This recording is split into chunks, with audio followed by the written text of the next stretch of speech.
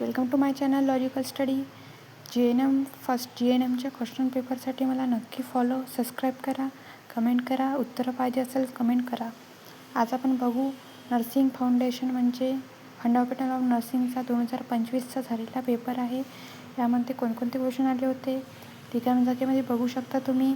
साधारण रक्तदाब किती असला पाहिजे याचं उत्तर आहे 120/80 mg असला पाहिजे. स्वाभाविक मूत्राचा रंग फिकट पिवळा असतो. तोंडाने औषध देण्याच्या पद्धतीला इंजेक्शन म्हणतात. श्वासाद्वारे तोंडातून दुर्गंधी म्हणजे रिकामी जागा म्हणतात. तीव्र रक्तस्राव व्यवस्थापनात पहिले पाऊल म्हणजे काय? पट्टी बांधणे, योग्य डोळ्यात उडवा. अ गट आणि ब गटामध्ये गरम पाण्याची पिशवी लघवी तुम्हाला देते.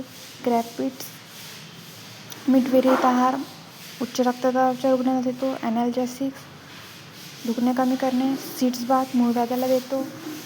तर चुकी बरोबरमध्ये बघू शकता. रेबीचा रोग साप चावल्याने होतो बरोबर आहे. रक्ताने भिजलेल्या चादर प्रथम थंड पाण्याने धुवावी बरोबर आहे. गुदद्वाराचे तपासण्यासाठी ऑटोस्कोप वापरतात. चूक आहे. कानासाठी ऑटोस्कोप वापरला जातो. 1 ग्रॅम स्निग्ध पदार्थापासून 9 उष्मांक मिळते बरोबर आहे. विषारी औषधे असलेल्या बाटलीला कसलेही साधे लेबल चालते. चूक आहे. टिपा लिहा. 4 आल्या होत्या त्यापैकी 3 लिहायच्या होत्या. रायगर म्हणजे थंडी वाजून ताप येणे. जळलेल्या व्यक्तीवर करता प्रथमोपचार. रुग्णालयांतर्गत होणारा संसर्ग आणि परिचारिकेतील नैतिक तत्त्वे. प्रश्न क्रमांक 3 शास्त्रीय कारणे. परिचारिकेने प्रत्येक प्रात्यक्षिकापूर्वी व नंतर हात धुणे आवश्यक आहे कारण क्रॉस इन्फेक्शन होऊ नये म्हणून. रक्तस्राव थांबवण्यासाठी शीतदाब दिला जातो बरोबर आहे.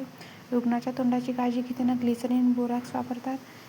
नंतर रुग्णालयात कोरडी झाडलोट टाळावी.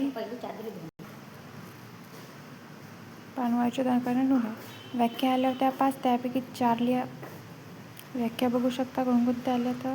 नंतर प्रश्न क्रमांक 4 आणि 5 पण बघू शकता कोणकोणता आला होता. तर लघवी तुंबण्याचा आला होता.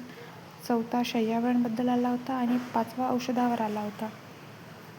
उत्तर हवे असल्यास सबस्क्राईब करा आणि कमेंट करा. नक्की मी तुम्हाला उत्तरे देईल.